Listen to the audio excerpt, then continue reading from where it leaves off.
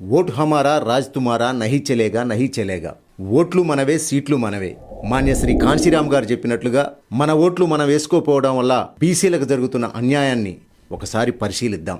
ప్రస్తుతం రాజకీయ రంగంలో బీసీల వాటా మన లెక్కలు మనకే తెలియకపోతే ఎదుటివారు మనల్ని లెక్క చేయరు. బీసీల వాటా మెక్కుతున్నదెవరు? 1951 నుంచే బీసీలు నిరంతరంగా కులగణన కోసం డిమాండ్ చేస్తున్న పాలకులు నేటికీ పట్టించుకోవడం లేదు. ఎందుకంటే నిజమైన లెక్కలు బయటకు వస్తే వారి పెత్తనం, ఆధిపత్యం నిలవదన్న భయం వారిలో మొదటి నుంచి ఉంది. 2014లో తెలంగాణ ఏర్పడిన కొత్తలో అప్పటి ప్రభుత్వం కులాల లెక్కలు సేకరించింది. కొన్ని పొరపాట్లు ఉన్నప్పటికీ ఆ గణాంకాలను ఇప్పటికీ ఒక ప్రామాణికంగా పరిగణించవచ్చు. అయితే ఈ గణాంకాలను అధికారికంగా ప్రకటించలేదు.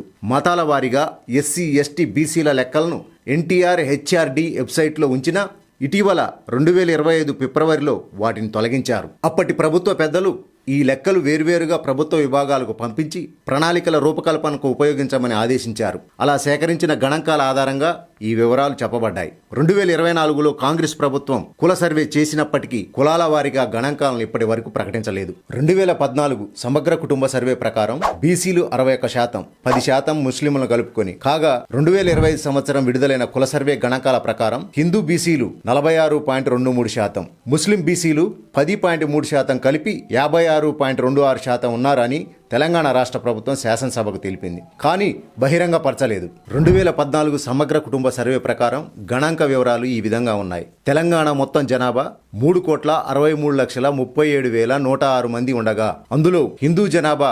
3,10,83,450 మంది ఉన్నారు.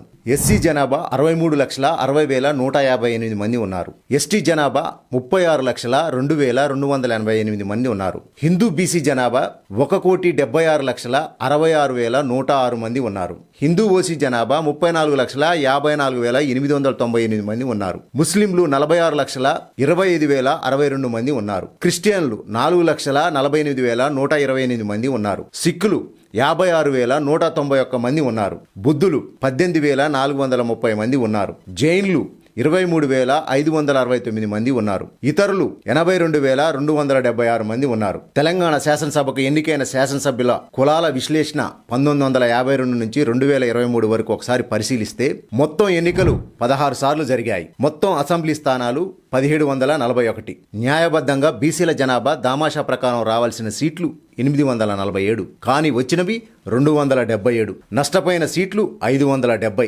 అగ్రకులాలకు లాభం జరిగింది, బీసీలకు భారీ నష్టం జరిగింది. నష్టపోయిన 570 సీట్లు ఎవరు మెక్కినారు ఒకసారి పరిశీలిద్దాం. రెడ్డి కులం జనాభాలో 4.06% ఉన్న అసెంబ్లీలో 33% సీట్లు గెలుచుకున్నారు. వెలమ కులం జనాభా 0.28%. వారు గెలిచిన సీట్లు 148. శాతం వారీగా చూస్తే 8.56% సీట్లను 0.28% జనాభా గెలవడం జరిగింది. కమ్మ, బ్రాహ్మణ కులాలు తక్కువ జనాభాతో కూడా అధిక స్థాయిలో ప్రాతినిధ్యం సాధించారు. కమ్మలు గెలిచినవి 73, బ్రాహ్మణులు 127. అదే బీసీలలో ముదిరాజ్ జనాభా చూసినట్లయితే 6.68%, కేవలం 1.66% సీట్లు మాత్రమే వారు ఇప్పటివరకు గెలిచారు. అంటే 29 సీట్లు మాత్రమే ఇప్పటివరకు గెలిచారు.